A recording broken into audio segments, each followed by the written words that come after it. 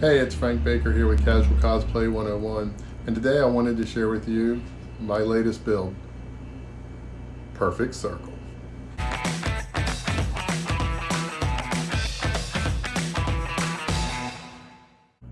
So I was flipping through social media this morning and I saw a video put up by SKS Props on how to make a jig to cut out circles on a bandsaw, which was amazing. I'll put the link in the description below. Great video. One problem, I don't have a bandsaw. I use a scroll saw in my shop.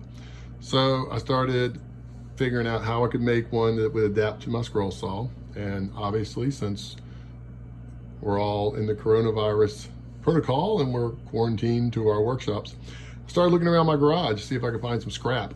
So this is what I came up with. I found a piece of vinyl siding, so I was able to cut a piece of that out. This is really nice because it's super thin, very smooth. I drew a center line through the center, put a mark where the blade would line up, and then off that mark, it moved over 1 inch, tapped a hole. That makes a 2-inch circle from the radius. And then I did every 1/2 inch, so I can get a 2, 3, 4, 5, 6, 7, 8 inch hole there, and just put a thumbtack through whichever hole you want to make a circle for. So I'll take you over to the scroll saw and show you how this works. So here we are at the scroll saw. Here's my homemade jig that I made. And this is how you would use it. This little line in the middle right here marks where your blade would go. And then I just used a thumbtack through whichever hole matched up with what size circle you wanted. So I would slide that black line right up to the blade and then back it off just so it's barely not touching. Then I just take a regular clamp, come over to this side and clamp it down to kind of hold it in place like that. I did disconnect the vacuum so I won't run the vacuum because it gets super loud in here.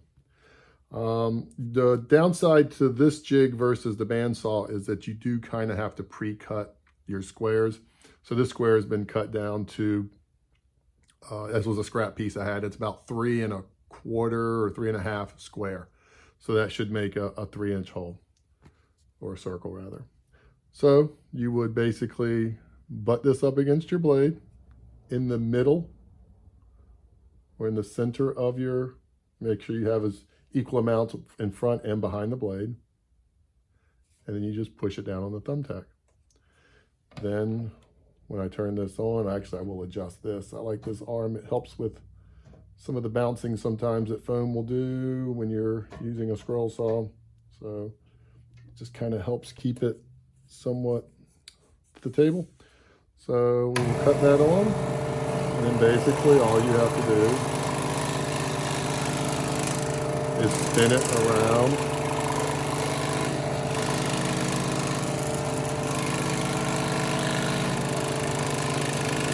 The thumbtack.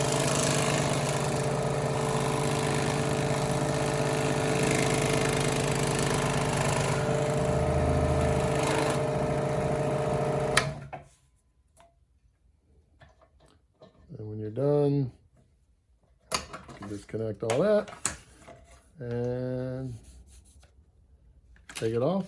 And there you go. You've got a pretty good circle.